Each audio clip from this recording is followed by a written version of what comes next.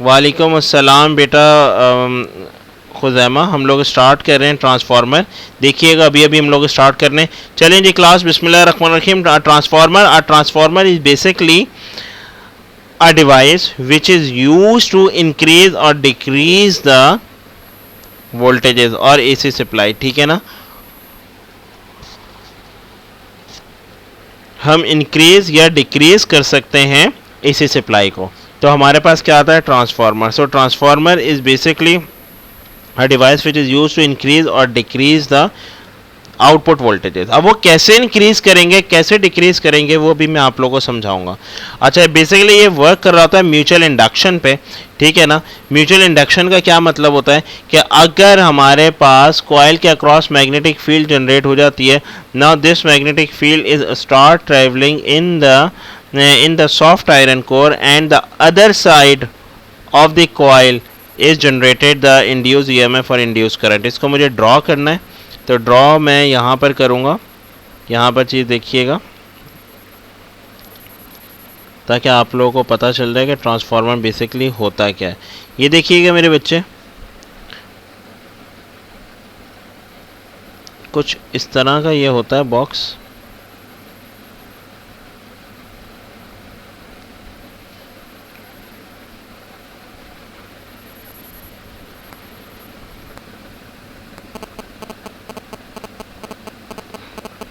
ये वाली कॉइल लगी हुई है आपके पास सोर्स के साथ, ठीक है। और ये वाली जो कॉइल है, ये वाली कॉइल लगी हुई है लोड के साथ, ठीक है। अब मेरे पास क्या हो रहा है, जैसे ही करंट पास होगा, देन एट दैट पॉइंट हमारे पास इस कॉइल के एजेस पे मैग्नेटिक फील्ड जनरेट होगी नहीं होगी, जल्दी से मुझे बताएं। यहाँ पर जल्दी से मुझे बताइएगा। When the current is passes across the solenoid, then what happened, the magnetic field is generated. ठीक है ना, तो मैग्नेटिक फील्ड जनरेट होगी नहीं होगी। अब वो जो मैग्नेटिक फील्ड जो जनरेट हो गई है, now this magnetic field is start travelling in the soft iron core. ये जो सॉफ्ट आयरन का आपने रखा हुआ है मटेरियल है, मेटल जो रखा हुआ है, इसके अंदर हमारे पास मैग्नेटिक फील्ड ट्रैवल होना शुरू हो जाएगी।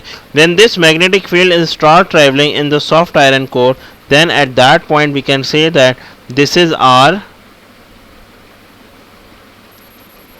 Magnetic flux. तो वो हमारे पास क्या बन जाएगा, मैग्नेटिक फ्लक्स बन जाता है। ठीक है मेरे बच्चे।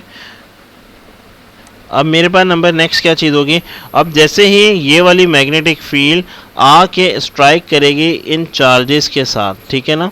कौन से चार्जेस के साथ, ये देखो यहाँ पे जो चार्जेस हैं इनके साथ, जैसे ही आके स्ट्राइक करेगी, then what happened over there, these charges are start vibrating. ठीक है, तो ये चार्जेस क्या होने शुरू हो जाएंगे, वाइब्रेट करना शुरू हो जाएंगे।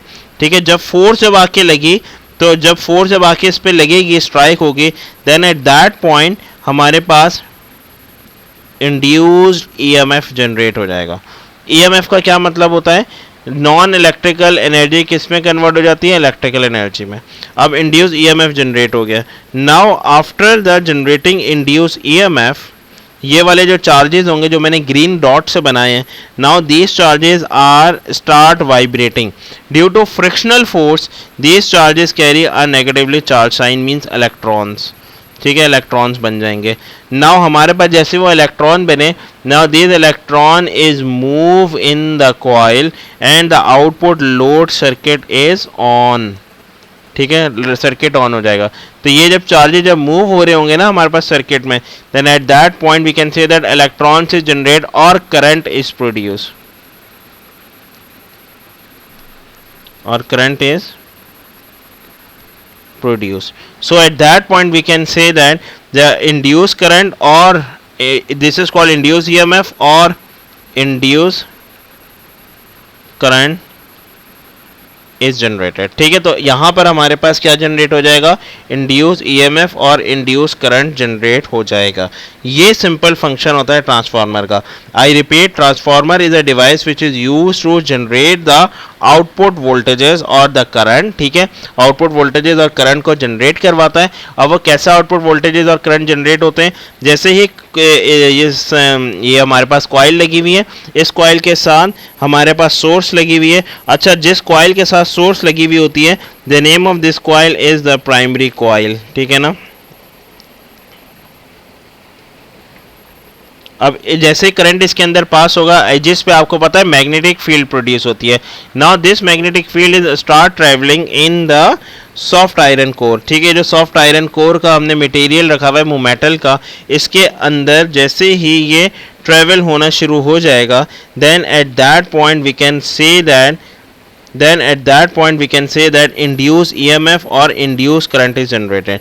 वो जो मैग्नेटिक फील्ड जब ट्रैवल हो रही होगी, now we can say that this is our magnetic flux. Basically magnetic flux generate हो जाता है। मैग्नेटिक फ्लक्स किस तरह जनरेट होता है, with the help of magnetic field. Magnetic field से मैग्नेटिक फ्लक्स जनरेट होता है। क्लियर, यहां तक मेरी बात समझ आ गई, कोई मसला?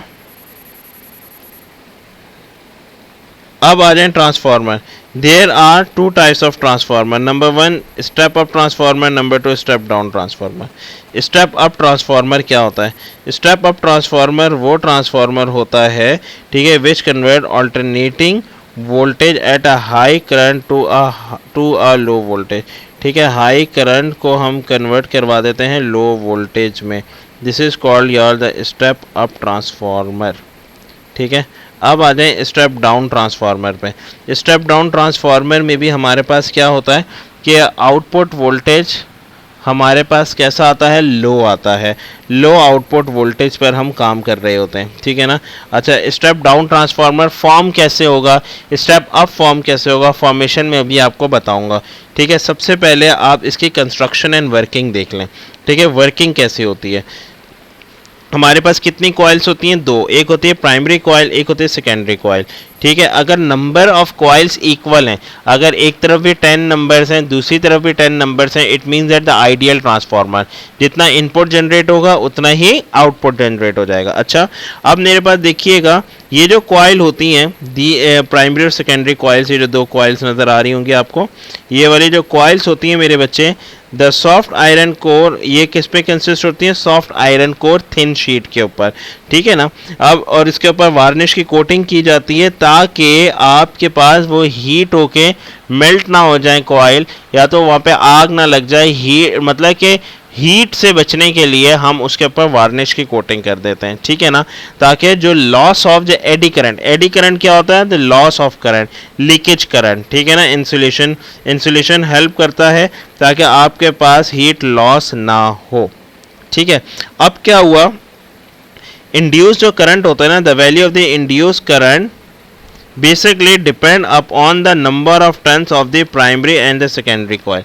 अगर ये देखो स्टेप अप और स्टेप डाउन की, अब एक बात इधर समझो, दोबारा से मैं यहाँ पर बना रहा हूँ। एक मैं बना रहा हूँ स्टेप अप, एक और मैं बनाऊंगा स्टेप डाउन ट्रांसफार्मर। अब देखिएगा मेरे बच्चे, स्टेप अप में क्या चीज़ हो जाएगी, और से देखिएगा। लेट सपोज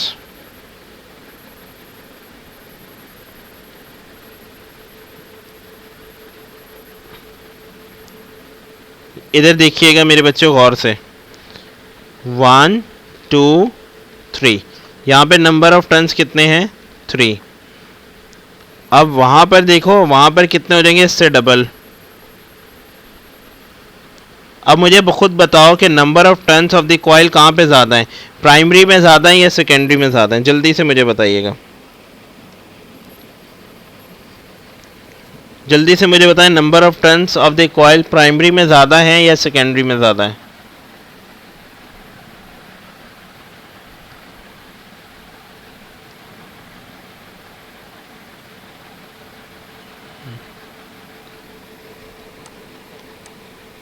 यस, शाबाश, जवाब नहीं आया आप लोगों का।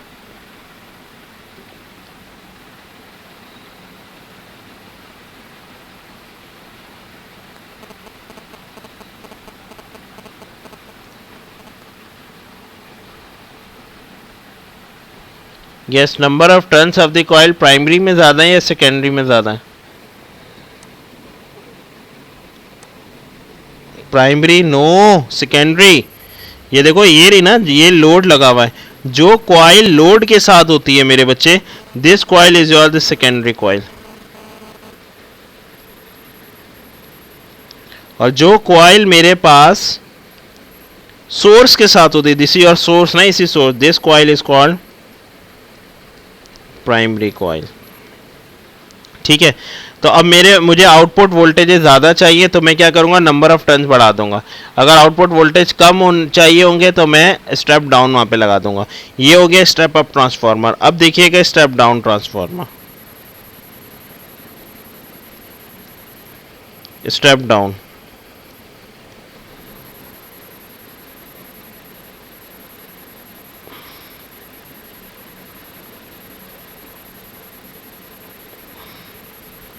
ये देखिएगा, मैं छोटी सी डायग्राम बना रहा हूँ स्टेप डाउन। लेट सपोज ये वाली कॉइल बहुत ज़्यादा है, ठीक है, ये प्राइमरी। अब सेकेंडरी में देखो क्या चीज़ हो रही होती है, सेकेंडरी में मेरे पास कम नंबर ऑफ टर्न्स हैं। जब नंबर ऑफ टर्न्स जब कम है तो ये क्या हो जाएगा, स्टेप डाउन ट्रांसफार्मर हो जाएगा। तो स्टेप डाउन ट्रांसफार्मर में न आउटपुट पे number of turns of the coil कम होते हैं और हमारे पास प्राइमरी में number of turns of the coil ज़्यादा होता है। This is called the step down transformer. ठीक है, ये बात समझ आ गई सबको? Is it clear? Is it clear to all of you? Any confusion, any query? यहाँ तक मेरी बात समझ आ गई है? ओके।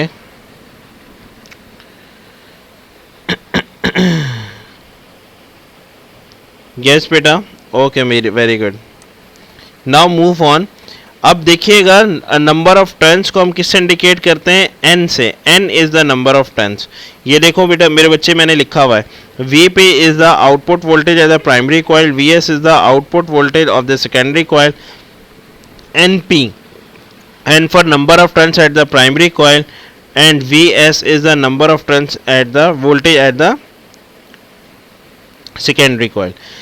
Np किसे कहते हैं, number of turns at the primary coil, Ns number of turns at the secondary coil, Vs voltage at the secondary coil, Vp voltage at the primary coil. Okay, तो अब मेरे बच्चे आगे देखिएगा क्लास। अब हमें निकालना है power. How we can calculate it? एक बात याद रखिएगा, जितनी पावर इनपुट होती है उतनी ही पावर आउटपुट ट्रांसमिटेड हो रही होती है ट्रांसफार्मर में, इन द आइडियल ट्रांसफार्मर। ठीक है, अब मेरे पास ट्रांसफार्मर के तीन टाइप्स हैं बेसिकली। एक है आइडियल ट्रांसफार्मर, एक है स्टेप अप ट्रांसफार्मर, एक है स्टेप डाउन ट्रांसफार्मर। अब आ जाए आइडियल। आइडियल का क्या मतलब होता है, जितना इनपुट होता है उतना ही आउटपुट आ रहा होता है। ठीक है, अब मेरे पास देखिएगा power output is equal to the power input.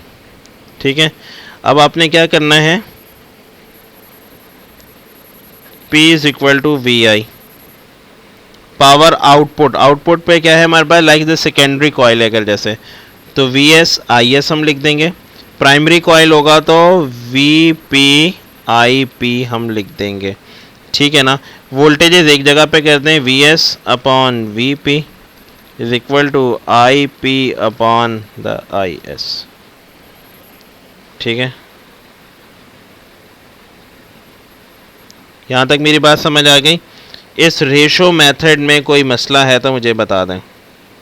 अगर आपको नंबर ऑफ टर्न्स भी लिखने हैं तो ये देखें, ये वाला जो इक्वेशन लिखी हुई है, नंबर ऑफ टर्न्स आप किसके रिस्पेक्ट से लिखेंगे, इसके रिस्पेक्ट से। देखो, V S upon V P is equal to N S upon N P is equal to I P upon I S. Clear? It means that ideal transformer has the 100% efficiency. No transformer basically, अच्छा, ideal होता है जितने input आई है उतना ही output जब आ रहा है, तो इट मीन्स दैट वो 100% एफिशिएंट है। But in the real life there is no transformer which has the 100% efficient. ठीक है, कोई ऐसा नहीं है जिसमें हमारे पास क्या हो जाए, 100% एफिशिएंसी हो जाए। ठीक है,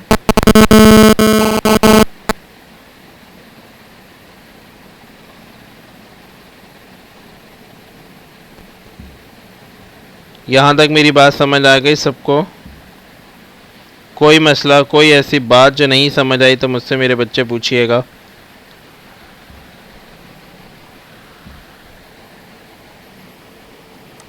yes, all good till now?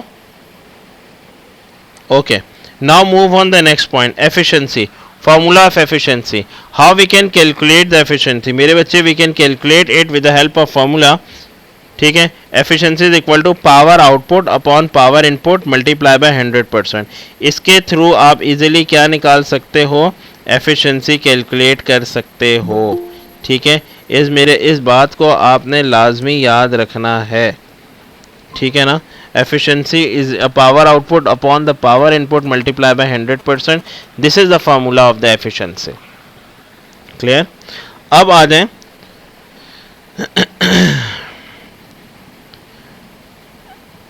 अच्छा, two main reason for the power loss. अब एग्जामिनर आपसे पूछ सकता है two of the main reason of the power loss in the transformer. Number one कि एनर्जी लॉस होती है ड्यू टू द हीट, मतलब रेजिस्टेंस ऑफ द कॉइल। जो हमारे पास जो कॉइल पे जो रेजिस्टेंस लगी हुई है, ठीक है, कॉइल की जो रेजिस्टेंस आ रही है बेसिकली, उसकी वजह से एनर्जी कुछ लॉस हो रहा होता है, ठीक है ना। ये मेरी बात लाजमी याद रखिएगा। Number next, some of the magnetic field lines are leak because all the magnetic field lines caused. जाहिर सी बात है कि कुछ मैग्नेटिक फील्ड लाइंस क्या होती हैं मेरे बच्चे? लीक होना शुरू हो जाती हैं बिकॉज, ये वाला देख लें, some of the magnetic field lines are leak. जब साइडों पर, अभी मैंने आपको बताया था, जब कॉर्नर्स पर हमारे पास मैग्नेटिक फील्ड जब बन रही होती है तो कुछ मैग्नेटिक फील्ड हमारे पास मेटल में जाती है और कुछ क्या हो जाती है? लीक होती है, ठीक है। इस बात को लाजमी याद रखिएगा। तो वो जो लीक होती है वो किसकी वजह से होती है? Cause by the primary coil are not fully pass through it. जाहिर सी बात है कि उसके अंदर से वो फुली पास नहीं होती थ्रू द सेकेंडरी कॉइल तक, ठीक है। तो हमारे पास ये मेन रीज़न होता है पावर लॉस का। अच्छा, अब एक और चीज़ भी मेरे बच्चे देखिएगा, एफिशिएंसी। एग्जामिनर सवाल पूछता है how we can increase the efficiency, हम कैसे बढ़ा सकते हैं एफिशिएंसी को?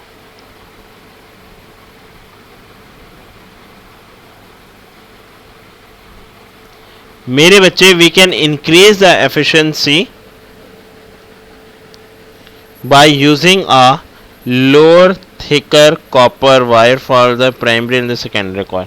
मतलब कि लोअर थिकर वायर हो, ठीक है ना, इतनी ज़्यादा थिकर वायर यूज़ ना करें तो इसकी से एफिशिएंसी बढ़ जाती है। एक और, winding the primary and the secondary coil at the same side of the iron core. Let suppose, ये वाला पॉइंट समझे इंपॉर्टेंट है, इसलिए मैं डायग्राम बना रहा हूँ यहाँ पे। ये हमारे पास ट्रांसफार्मर है, या इस वाले पॉइंट में बोला जा रहा है एक कॉइल ये लगी हुई है, इसी के साथ ही दूसरी कॉइल लगी हुई है आउटपुट की, ठीक है। तो ये दोनों हमारे पास कॉइल क्या होते हैं? एक साइड पर लगी हुई हो। अगर एक साइड पर लगी हुई होंगी ना तो भी हम इससे क्या हो जाएगी? इसकी एफिशिएंसी बढ़ जाएगी।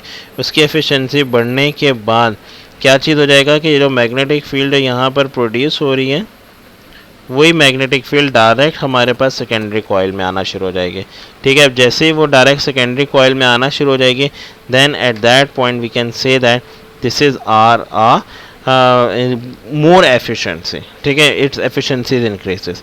अच्छा, मेन एप्लीकेशन क्या है ट्रांसफार्मर के?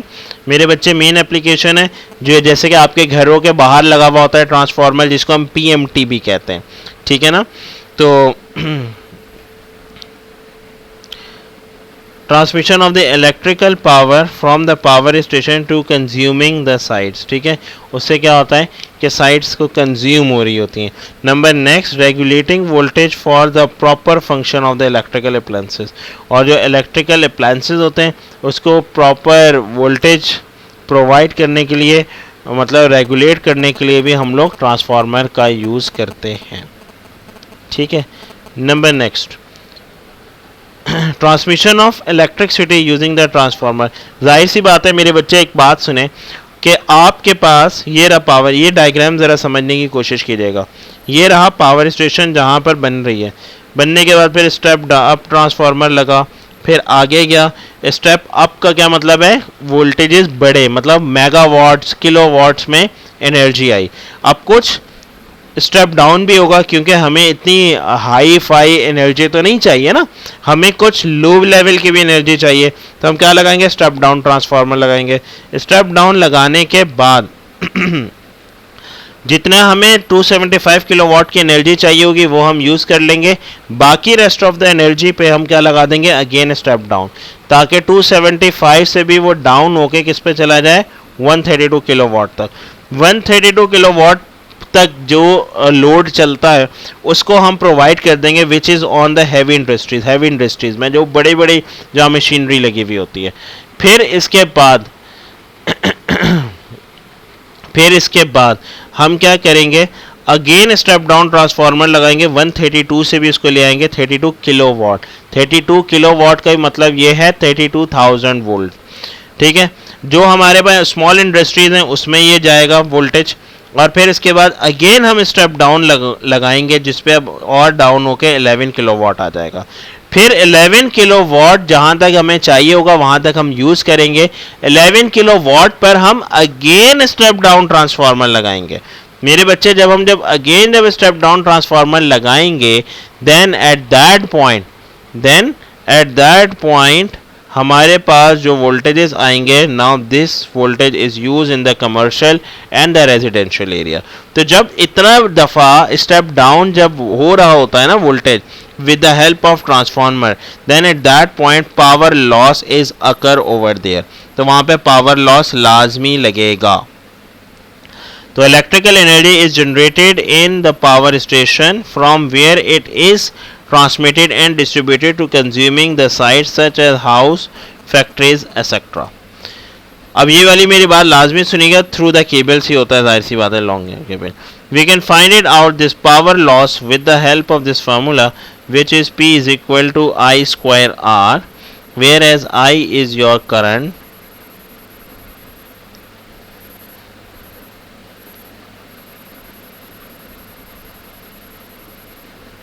and R is your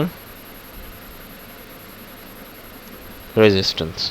ठीक है, with the help of this we can easily find out that how much the power is going to be lost, कि कितनी पावर हमारे पास लॉस हुई है।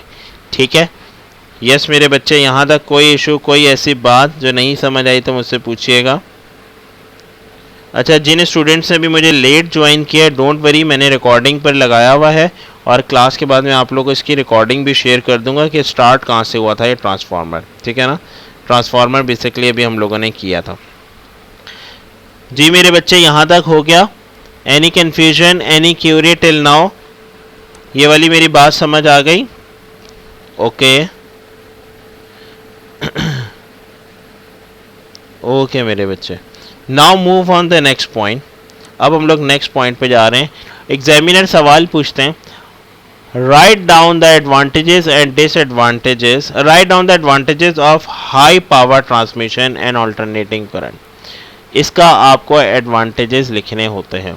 ठीक है ना, अब आप एडवांटेजेस में क्या लिखेंगे? नंबर 1 देखिएगा क्लास।